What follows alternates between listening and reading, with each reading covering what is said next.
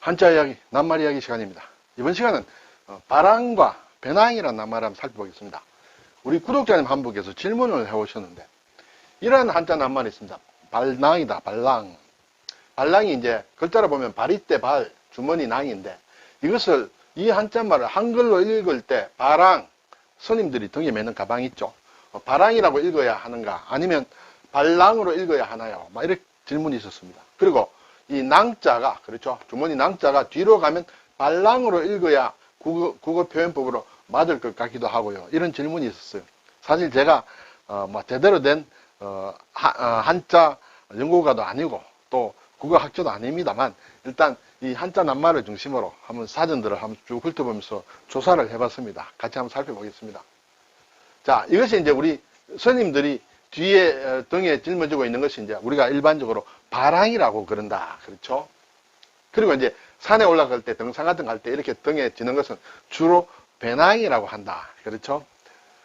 자, 그래서 이 발랑과 배낭이라는 낱말이 이제 서로 좀 연관성이 있다. 앞에서 발랑이라는 그런 한자가 있었습니다. 이거 제가 조사를 해보니까 발랑이 변해서 발랑으로 됐다. 또 국어사전을 보면 배낭이란 낱말에서 발랑으로 바뀌었다라는 이런 설명이 있습니다. 그래서 과연 이것은 제가 인정을 하겠는데, 배낭에서 발랑으로 바뀐 것은 좀 의문이 든다. 국어사전에는 이렇게 표현이 되어 있습니다. 뒤에 보시면 알겠습니다만, 그래서 이런 것까지 같이 한번 살펴보겠습니다. 우선에 발랑이다. 발랑이라는 한자말을 살펴보겠습니다. 발은 발이때 발이다. 낭은 주머니 낭이다. 이렇게 되겠어요. 발이때 발, 쇠금의 근본 본이다. 발음이 근본 본이 발로 이렇게 발음이 난다. 이렇게 표시를 하고 있습니다. 그러면 발이때가 무엇이냐? 발이때는 사전을 보니 절에서 쓰는 성녀의 공양 그릇이다. 식사를 할 때 먹는 밥그릇이다. 이렇게 되죠. 나무나 노새 따위로 대접처럼 만들어 안팎에 칠을 한다. 이렇게 되어 있습니다. 그리고 그것을 다른 말로는 발우라고도 하고 또는 발우대라고도 한다. 이 발이때란 말은 식기를 뜻하는 산스크리트로 식기, 음식 그릇을 얘기하죠. 이것이 이제 파트라라고 하는데, 이 파트라에서 음력이 된 것이다. 그래서 발이때다. 이렇게 되는 것 같습니다. 그리고 주머니 낭은 글자가 상당히 어렵고 복잡합니다. 이것은 말하자면 1급 한자 급수시험에 1급에 나오는 읽기다. 읽을 줄만 알아도 1급 수준이다. 이렇게 되죠. 쓸 줄 알면 이것은 특급 실력이다. 특급으로 지정이 되어 있어요. 이것은 보면 전대탁자와 도울양이다. 도울양자와 관련된 글자는 가끔 볼 수 있습니다만, 전대탁자는 또 더욱 어렵습니다. 이것은 읽기 1급을 초과합니다. 이것은 읽을 줄만 알아도 특급이다. 이렇게 얘기를 하고 있어요. 그래서 제 생각에는 쓸 줄 몰라도 상관없다. 이렇게 됩니다. 단지 읽을 수 있으면 좋겠다. 특히 주머니 낭자는 몇 가지 낱말을 만들기 때문에 읽을 수 있으면 좋겠다. 전대탁도 읽을 수 있으면 좋겠다. 이렇게 생각이 됩니다. 여기에 전대탁이라고 있습니다. 전대라는 것이 무엇이냐 하면, 이 전자라는 것은 얽힐 전자다. 얽힌다. 또 묶는다. 그런 의미가 있습니다. 그래서 전대는 대는 띠를 얘기하죠. 띠 대자다. 돈이나 물건을 몸에 지니기 위해서 무명이나 헝겊 따위로 길게 만든 자루다. 허리에 차거나 어깨에 둘러서 사용한다. 허리에 이렇게 찬다든지 어깨에 두르는, 그리고 속에 무엇을 넣을 수 있는 그런 것을 전대라고 한다. 이것은 주로 보면 돈전자를 쓴 전대, 우리가 전대를 찾다 했을 때 돈을 찾는 걸로 생각해서 돈전자를 생각할 수 있는데, 이런 낱말은 국어사전에 나오지 않습니다. 전대는 얽힐 전자를 쓴다. 얽힐 전자를 써서 만드는 낱말 중에는 전족이라고 있습니다. 그렇죠? 중국 사람들의 습관 중에, 관습 중에 여성들의 발, 특히 어릴 때부터 발을 이렇게 짜매는 것, 그렇죠? 그래서 만든 발이 전족이라 할 때 이 전자를 쓴다. 자, 이 전대탁과 도울양에서 주머니 낭이 왔다. 이렇게 되겠죠. 네, 글자가 어려워서 설명을 드리지는 않겠습니다.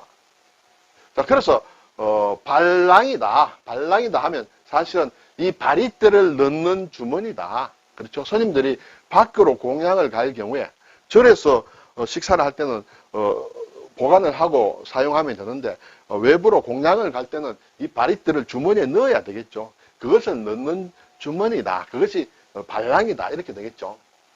그래서 국어사전에서 발랑을 보면 불교 용어인데 발랑의 원래 말이다. 원래 말. 지금은 발랑으로 쓰지만 원래는 발랑이었다. 이렇게 되죠. 또 다른 사전을 보니 바루, 그렇죠. 바리떼죠. 바루를 담아 휴대하기 위해 천으로 만든 자루다. 발랑을 넣는 그런 자루다. 그래서 그리고 또 발랑의 원래 말이다. 이렇게 돼 있어요. 그러면 이제 발랑이란 낱말을 찾으면 이것은 이제 순 한글로 나오죠. 그 중에 유의할 것이 첫째, 배낭이 변한 말이다. 이렇게 또 얘기를 하고 있습니다. 사전에.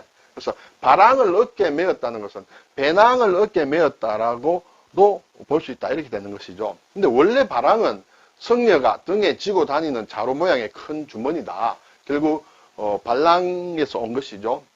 그런데 이러한 뜻도 있고 배낭이 변한 말이다. 이렇게도 국어사전에 설명을 하고 있습니다.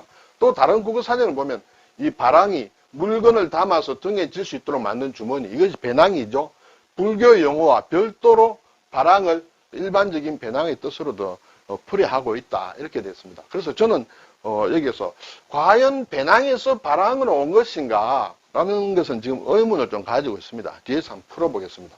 그리고 불교에서 성녀들이 쓰는 용도의 발랑은 걸랑이라고도 하고 또 중발랑이라고도 한다. 이렇게 되죠.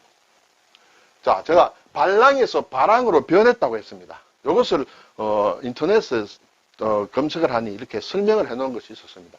현대 국어의 발랑, 우리가 지금 쓰는 발랑은 19세기 문헌에서부터 나타나서 현재까지 이어지고 있다. 현재 쓰고 있다. 근데 이 발랑이라는 낱말은 한자어 발랑에서 나온 말이다. 그리고 19세기에도 이 형태 발랑이란 말이 쓰여지고 있다. 또 그래서 19세기죠. 19세기는 이제 1800년대가 되겠죠. 19세기에는 발랑이란 말도 쓰이고, 이 한자말 그렇죠. 그리고 발랑으로도 쓰이고, 발랑으로도 쓰인다. 세 개 낱말이 같이 쓰이다가 지금은 발랑만 쓰인다. 이 두 낱말은 말하자면 표준어가 아니다. 이렇게 되겠죠.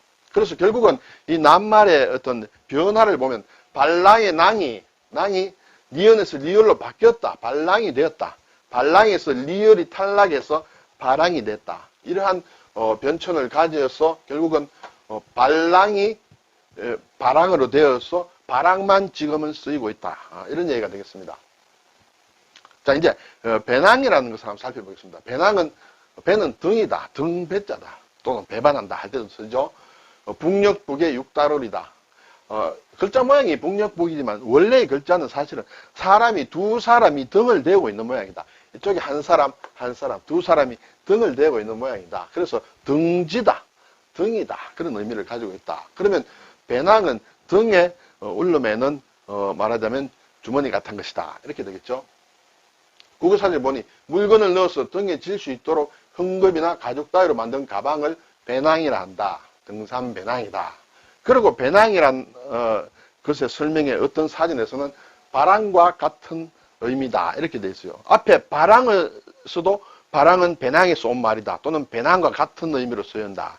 이렇게 돼 있었죠. 그래서 배낭에도 발랑이 같은 의미를 가지고 있다. 이렇게 돼 있어요.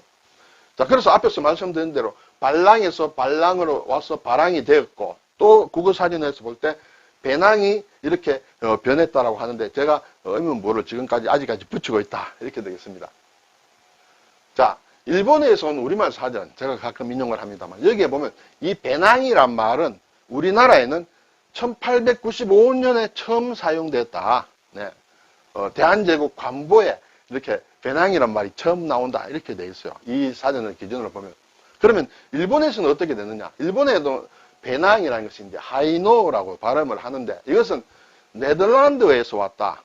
네덜란드 란셀, 지금 흔히 우리가 얘기하는 란도셀이라는 것, 란셀을 번역한 것이다.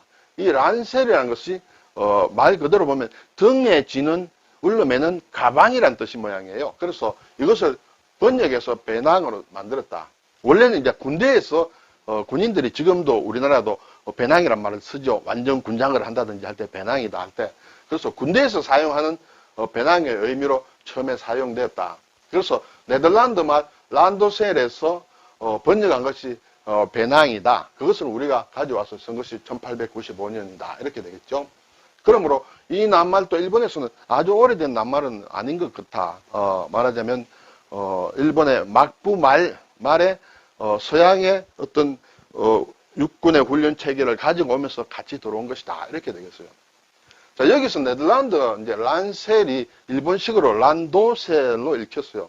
그래서 우리나라에도 지금 란도셀이라는 말을 많이 쓰지는 않습니다만 일단은 있다. 여기서 매일 밤 가방을 얘기한다.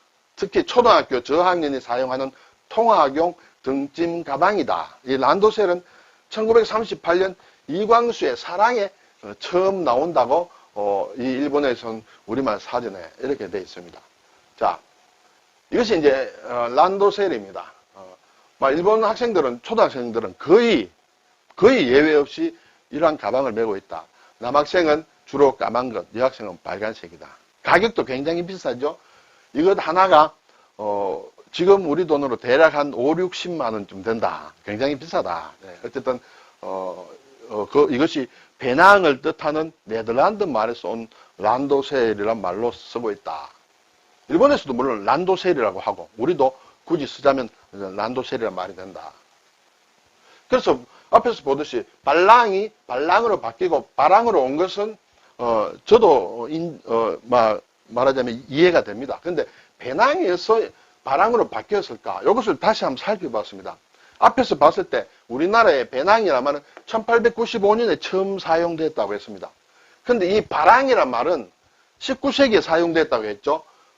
발랑에서 온 말인데 19세기에도 사용됐는데 제가 조금 더 자세히 보니까 19세기에는 바랑, 발랑이 다 사용이 됐는데 바랑이나 발랑이나 이런 것이 1880년에 아마 한불임으로 한불사전인지 모르겠습니다. 여기서 이미 사용됐다.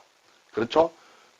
바랑이란 말은 1880년에 이미 사용이 됐는데 배낭이란 말은 15년이 지난 1895년에 우리나라에서 처음 말하자면 기록이 됐다. 이렇게 되면 여기에서 이렇게 변했다라는 것은 제가 납득하기 좀 어렵다.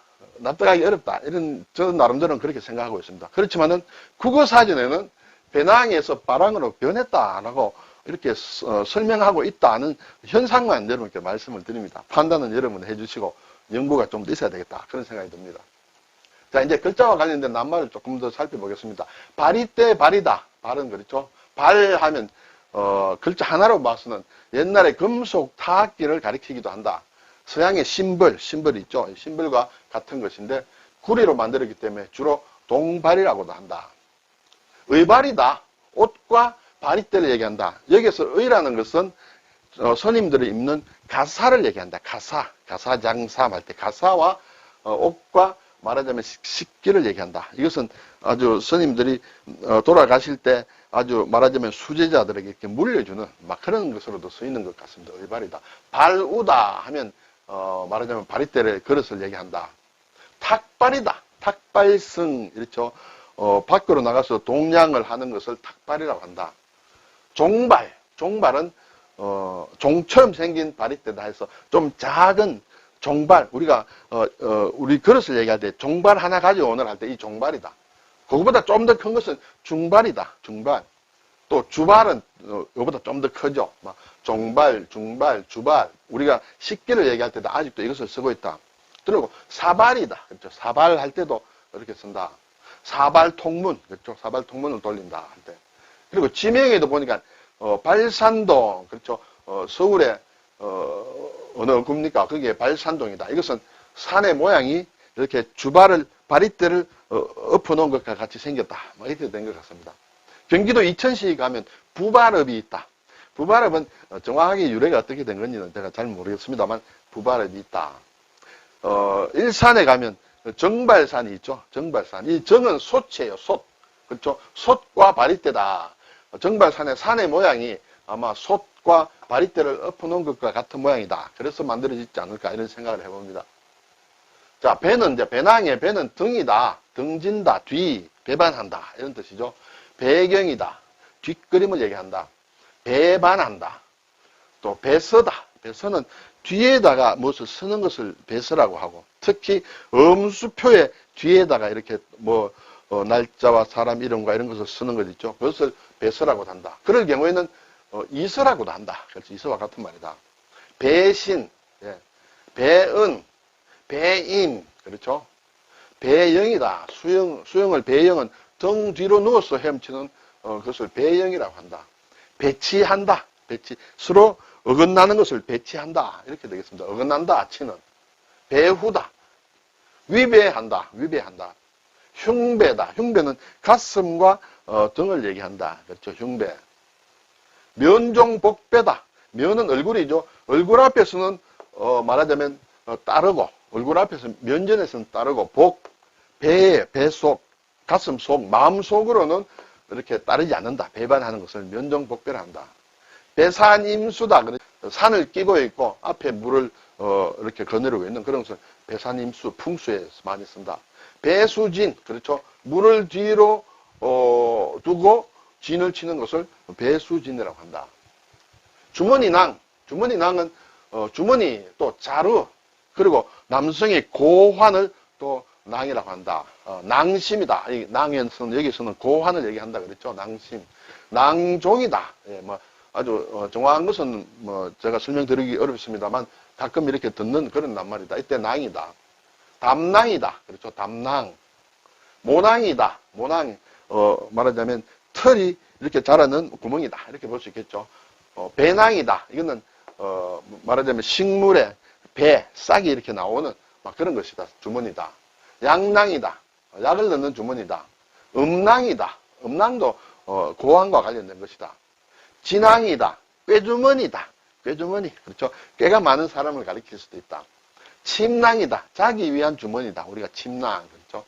행낭이다. 행낭. 우편 행낭이다. 외교 행낭이다. 할 때 어떤 우편물이나 이런 것을 넣어서 가지고 다니는 그런 주머니를 행낭이라 한다. 향낭이다. 향주머니다.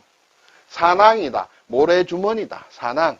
예를 들어서 육상 선수들이나 운동 선수들이 발목 같은 데다 이렇게 모래주머니를 찬다든지, 또는 글쎄요, 어떤 물이 흘러나온 것을 막기 위해서 뚝에 샀는 모래를 넣은 주머니를 사낭이라 할 수 있다. 낭중지추다. 그렇죠. 주머니 속에 송곳이다. 주머니 속에 송곳이 들어있으면 송곳이 튀어나오게 마련이다. 훌륭한 인재는 언젠가는 말하자면 드러나기 마련이다. 이런 얘기가 되겠죠. 자, 그럼 오늘 이제 질문을 주신 우리 구독자님의 의견은 이것을 어떻게 읽어야 하느냐, 발랑으로 읽어야 되느냐, 바랑으로 읽어야 되느냐 할 때 제가 드릴 수 있는 답은 맞는지 모르겠습니다만 발랑으로 읽는 것이 맞다라고 생각이 듭니다. 현재 이 낱말이 표준어로 쓰이진 않고 바랑으로 쓰이지만은 이 낱말이 나올 때는 발랑으로 읽어야 된다. 그러고 나서 곧바로 설명을 붙이면 되겠죠. 이것이 변해서 지금 바랑으로 한자 없이 쓰고 있다. 이렇게 답을 하면 되지 않을까 생각이 듭니다. 오늘 배낭, 한중일 같은 글자를 쓰고 있는데 일본 신자체는 글자가 조금 바뀌었죠. 여기에 입구자 2개 있는 것이 이렇게 바뀌었다. 그렇게 되겠습니다. 오늘 발랑은 바랑으로 바뀌었다. 그리고 배낭에 대해서 살펴보았습니다. 감사합니다.